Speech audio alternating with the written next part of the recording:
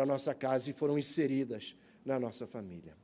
O texto de hoje, irmãos, dessa noite, gostaria de compartilhar com você Lucas, Evangelho conforme escreveu Lucas, capítulo de número 8.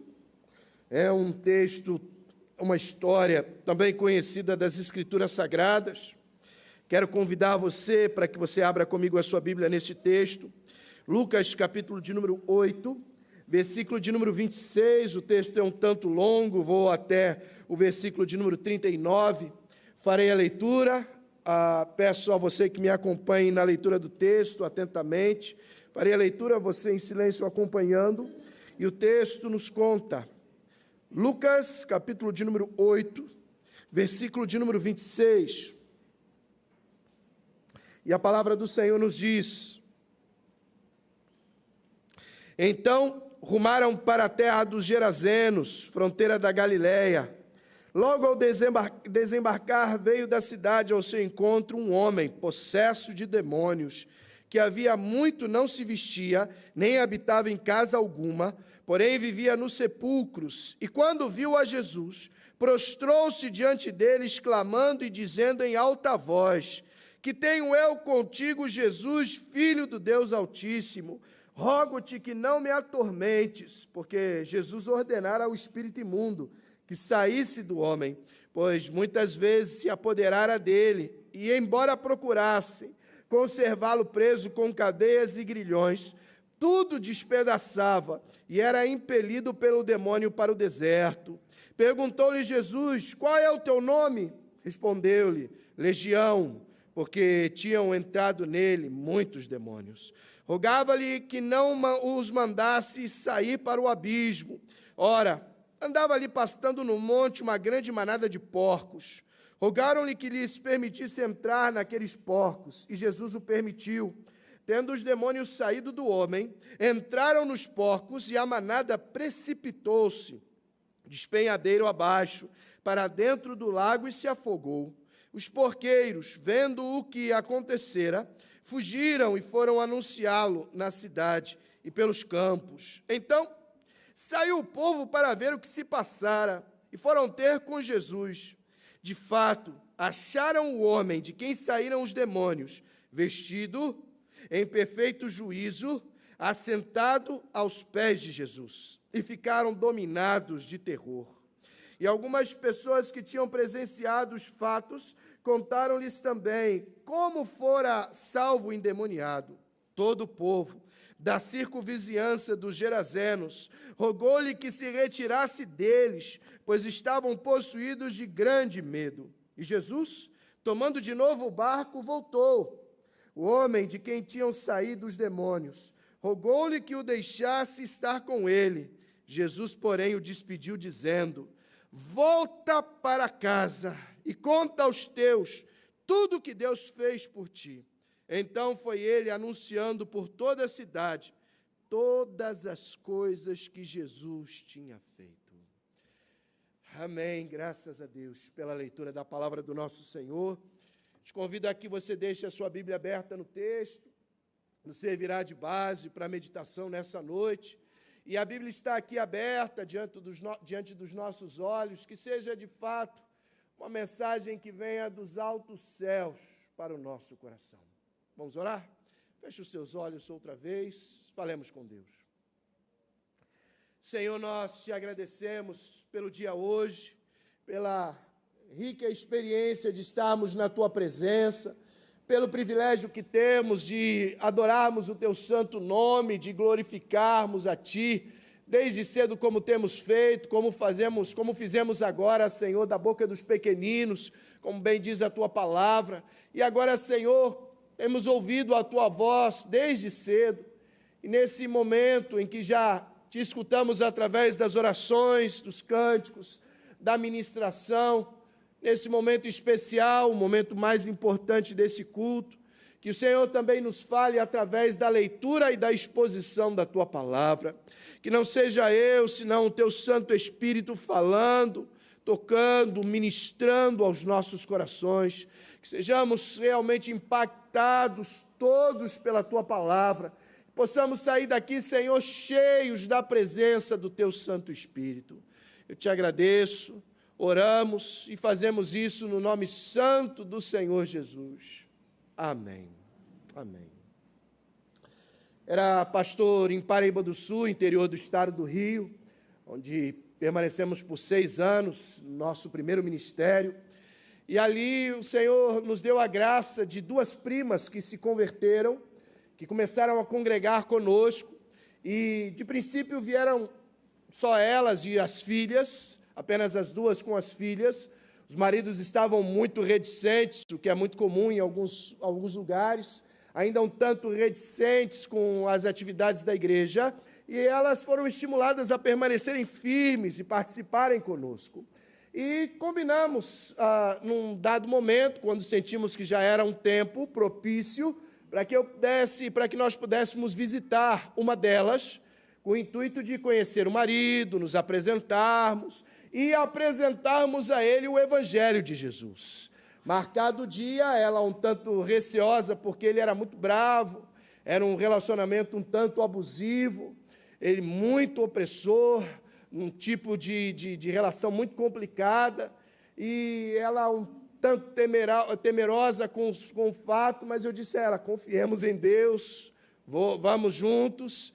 E chegado o dia, me lembro bem que eu entrei pela sala, ele escapou pela cozinha, sumiu da casa, escapou pela cozinha, não quis nos receber, não quis nos atender.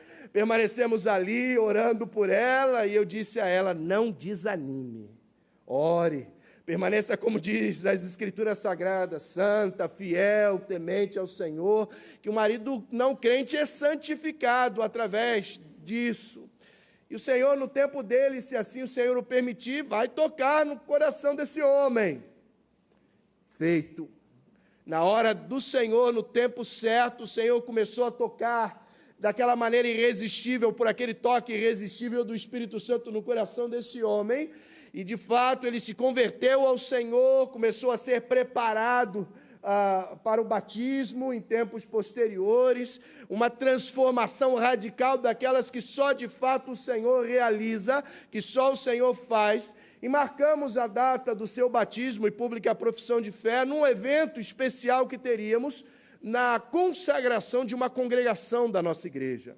Estávamos em preparação com o conselho, a cidade era dividida ao meio pelo rio Paraíba do Sul, estávamos em uma margem do rio, e eu desafiei a igreja para que plantássemos uma igreja na outra margem do rio, nos bairros que estavam para o outro lado, na margem direita do rio Paraíba do Sul. E assim foi feito. Começamos a buscar um espaço já para abrigar a congregação que estava nascendo, a igreja que estava nascendo ali. E me lembro bem de um dos presbíteros da igreja, quando foi comigo visitar um local que queríamos alugar, e ele me disse assim, pastor, eu vim aqui, quando eu não era crente, fugido da minha mulher no sábado, porque tinha um forró aqui nesse lugar.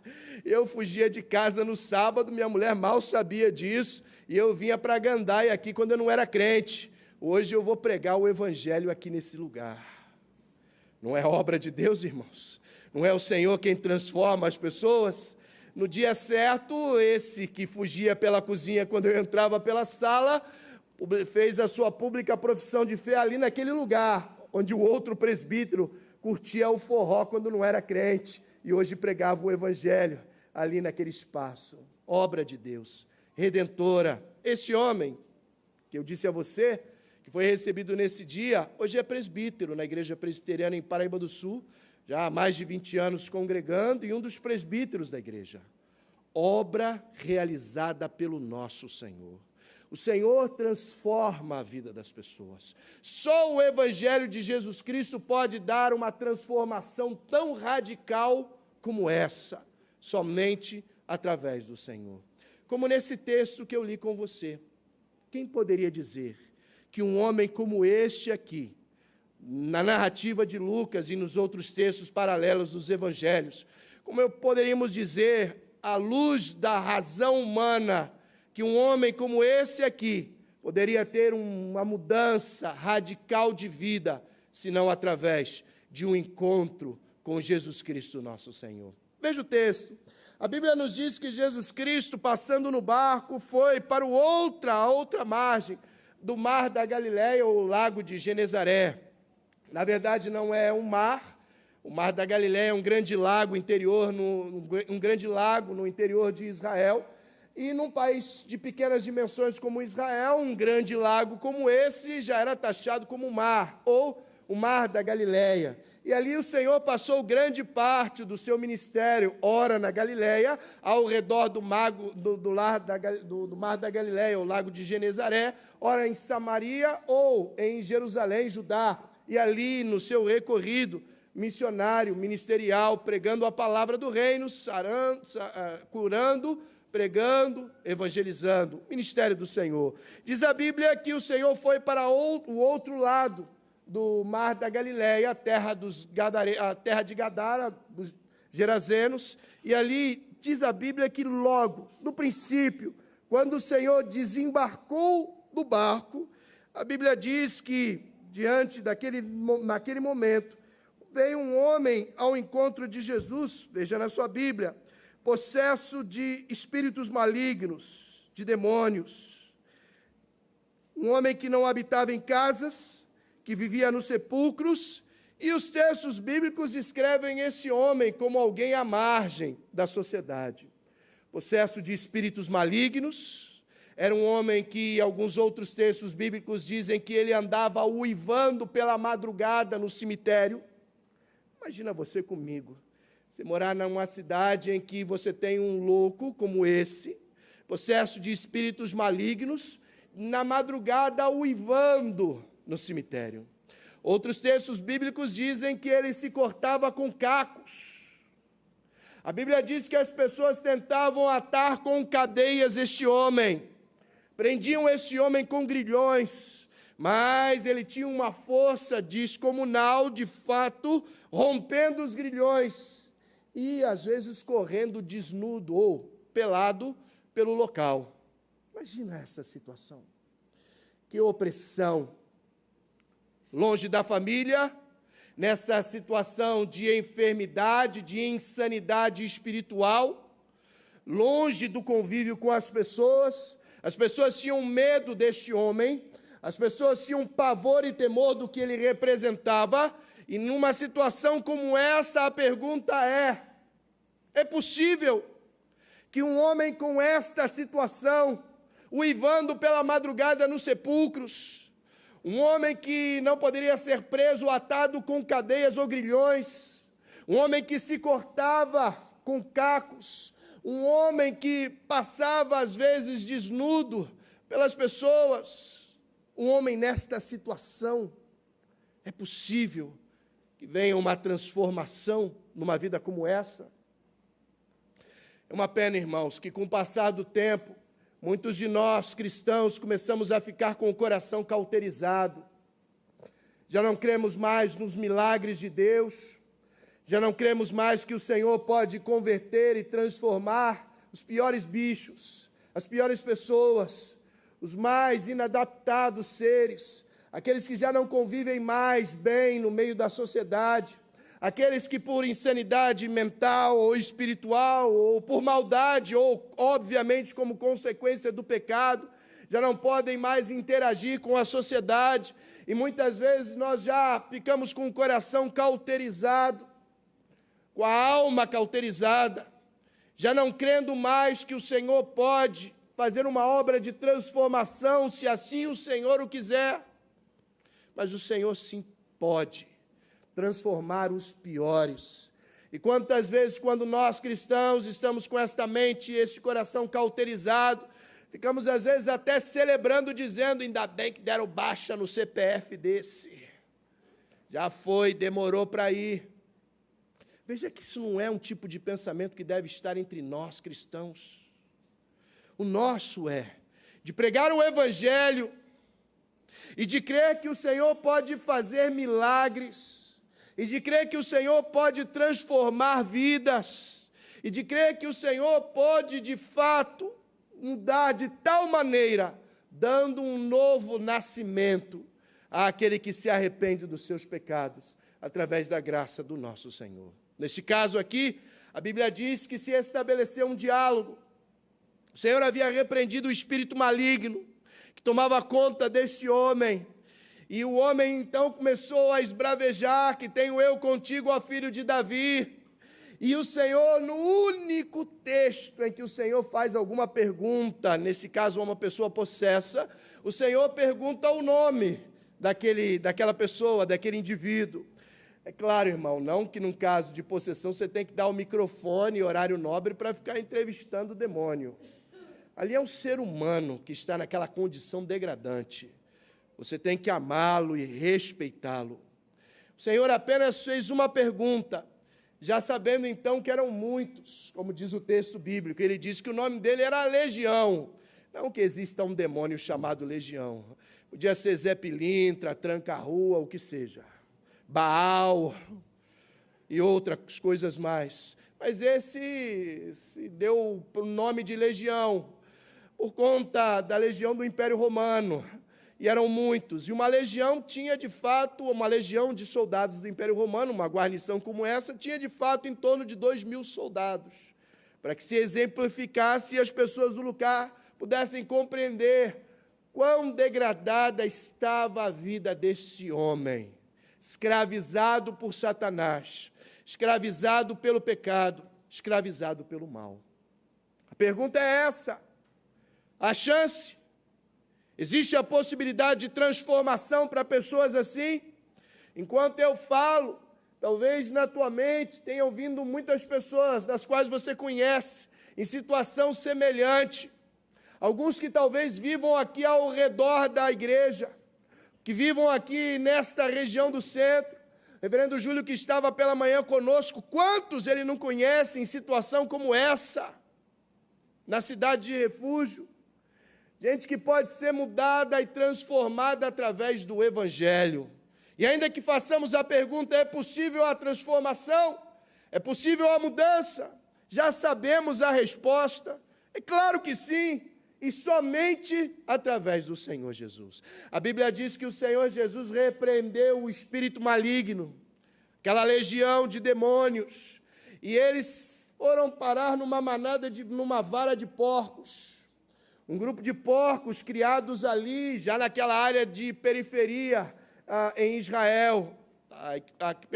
Temos que pensar que, de fato, em Israel não se criavam porcos. Os judeus, pela lei mosaica, não comiam porcos. Não era permitido nem a criação de porcos. E eles ali tinham uma vara grande de porcos, quase 2.000, que foram precipitados, Estou em espanhol ou em português, irmãos? Estou bem? Caíram, precipício abaixo, diz o texto bíblico. Que grande prejuízo econômico aquelas pessoas elas tiveram. Mas um homem foi liberto pela graça e misericórdia do Senhor. Os que cuidavam dos porcos voltaram correndo pela cidade, pelos campos até as cidades e vilas.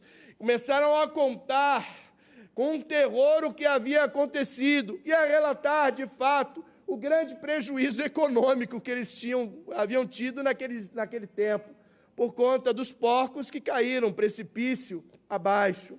E o texto bíblico diz que, assustados, a liderança da cidade, os líderes, os governantes, voltaram até a cidade e foram ver o que havia passado. Versículo 35, olhe comigo na sua Bíblia. Então, saiu o povo para ver o que se passara e foram ter com Jesus. De fato, acharam um homem de quem saíram os demônios, vestido.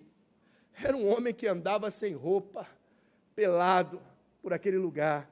E agora o homem estava vestido, em perfeito juízo, um homem que uivava tempos antes pelo cemitério, pelos sepulcros, à noite, e se cortava com pedras, e agora em perfeito juízo, e assentado aos pés de Jesus. As pessoas não conseguiam segurar esse homem com grilhões, com cadeias, e agora ele estava calmo, tranquilo, sereno, assentado aos pés do Senhor, ouvindo os ensinamentos do nosso Salvador. Quem mais pode realizar uma transformação senão Jesus Cristo? uma transformação como essa, senão o nosso Senhor e Salvador, Jesus Cristo. O texto bíblico nos diz que aquelas pessoas tiveram medo e assustadas com a situação deste homem, e diante do prejuízo financeiro que tiveram, resolveram expulsar Jesus da terra de Gadara, e já não queriam mais a presença do Senhor ali. É incrível como não foram capazes de se alegrar com este, que talvez fosse uma figura folclórica, como existem em muitas cidades do interior do Brasil. Se você é do interior de Minas ou de outra cidade do interior, sabe bem que todas as pequenas cidades do Brasil têm sempre uma figura folclórica como essa, uma pessoa alcoolizada, que vive nas ruas, com problema mental. Lá em Valença, a cidade dos meus pais, tinha o Larrim, o Soldadinho, tinha o Capitão Sujeira. Aqui em Simão Pereira, onde nós realizávamos um trabalho missionário, havia o Chão Molhado. E sempre com uma ideia, com um apelido desse, assim, que faz um gracejo com a pessoa e ele vira um personagem folclórico na cidade. Motivo de chacota, de piada, de desprezo. E nesse caso aqui, o que se chamava Legião, e era uma figura folclórica no lugar, agora estava transformado, mudado completamente, através da graça maravilhosa do nosso Senhor. E aquelas pessoas, ao invés de se alegrarem com isso, começaram a temer. E diante do prejuízo financeiro que tiveram, expulsaram Jesus daquela terra. Quantas pessoas, de fato, ainda nos dias de hoje, preferem os porcos a Jesus? Quantas vezes, como no caso do filho pródigo, que deixou o conforto da sua casa e foi criar porcos quando acabou o dinheiro, e ele queria comer da comida dos porcos. Quantas vezes preferimos comer a comida dos porcos ao invés de ter um banquete na casa do nosso pai, e assim pensou o filho pródigo. E quantas vezes pessoas também preferem os porcos ao invés de estar com o Senhor. Nos dias de hoje é a mesma coisa. Quantas pessoas afastam, rechaçam o Evangelho, porque preferem uma vida na lama, entre os porcos, ao invés de estar assentado, vestido e em perfeito juízo aos pés do Senhor. Hoje você está assim, bem vestido, em perfeito juízo, assentado aos pés de Jesus. E quantas piadas você não vai escutar amanhã por conta da tua fé? E te perguntam, como é que foi teu fim de semana? Eu estava na igreja, tinha um missionário lá do Paraguai, e alguns ainda vão fazer piadas, porque preferem estar comendo a comida dos porcos, ao invés de estar na presença do Senhor. Aprendamos, irmãos, que o Senhor, sim, faz sempre uma obra de transformação, e só Ele faz. E que aprendamos que a nossa opção pela graça do Senhor sempre é por Jesus Cristo, por nosso Senhor e Salvador. Quando Jesus estava entrando no barco, o texto bíblico diz que o homem, hoje, agora mudado, transformado, foi ao encontro do Senhor e disse: Senhor, eu quero ir contigo, me leva junto. E já pensou, irmão, que grande propaganda seria para o Senhor? Esse aqui, vou dar o testemunho aqui para ele. Aí vem, eu era aquele lá de Gadara. E começa a dar o testemunho no circuito missionário evangelístico do Senhor. O Senhor disse para ele: não, volta primeiro para a tua casa. Ele já não tinha mais família, havia sido abandonado pelos seus. E o Senhor disse: volta para a tua casa e testemunha ali sobre quem é o Senhor. Você pode pensar que temos que ir até os confins da terra, e de fato assim devemos obedecer ao Senhor, mas tudo começa dentro da tua casa. É ali que você deve testemunhar, testificar, proclamar, e é o lugar mais difícil de ser crente. O lugar mais difícil de ser cristão é dentro da tua casa, porque ali você não tem máscaras. Você me vê aqui e pensa que bênção o pastor, mas minha esposa sabe se eu sou uma bênção ou não. Dentro do meu lar, no meu convívio com os meus filhos, com os meus pais, se eu sou de fato cristão ou não. Aqui eu posso colocar uma roupagem cristã, evangélica e transparecer-me como cristão. Mas dentro de casa você não tem como esconder quem você é. Por isso ali você deve ser cristão fervoroso, testemunhando a respeito de Cristo Jesus. Pode ser que seja você o único irmão cristão, que nas festas de fim de ano da família, enquanto todo mundo estava enchendo a cara, faziam piadas a respeito da tua fé. Permaneça firme, convicto acerca de Jesus Cristo, nosso Senhor. E como o Senhor havia dito a este, é ali que começa o teu ministério. Meu ministério começa dentro da minha casa. Porque a própria Bíblia diz que se eu não for um bom pastor dentro do meu lar, como serei um bom pastor para a igreja? Que pretensão teria eu de ir até os confins da terra, se eu não iniciasse pregando o Evangelho e ensinando os caminhos do Senhor dentro da minha casa? Compreenda isso também, como um ensinamento do nosso Senhor, nesta passagem especial, no caso do endemoniado em Gadara, sabendo que ali o Senhor deu a ele uma primeira grande comissão, que antes de ir até os confins da terra, ele voltasse à sua família e contasse aos seus a obra de transformação, que só é realizada através dele, de Jesus Cristo, nosso Salvador. Que o Senhor nos abençoe, que possamos ter esta certeza de que o Senhor transforma e muda, converte as piores pessoas. Se assim o quiser, o Senhor pode mudar a vida dos teus familiares, aqueles que estão afastados do Evangelho, que estão talvez como este aqui, que podem ser transformados pela graça maravilhosa do nosso Senhor. Que você aprenda também que dentro da tua casa é o primeiro lugar onde você deve testemunhar, que esta missão não é apenas nossa como missionários transculturais, mas que todos nós recebemos da mesma missão, de irmos até os confins da terra, começando no seio da nossa família. Que Deus nos ajude, que Deus nos abençoe, que assim seja no nome santo do Senhor Jesus. Amém. Amém.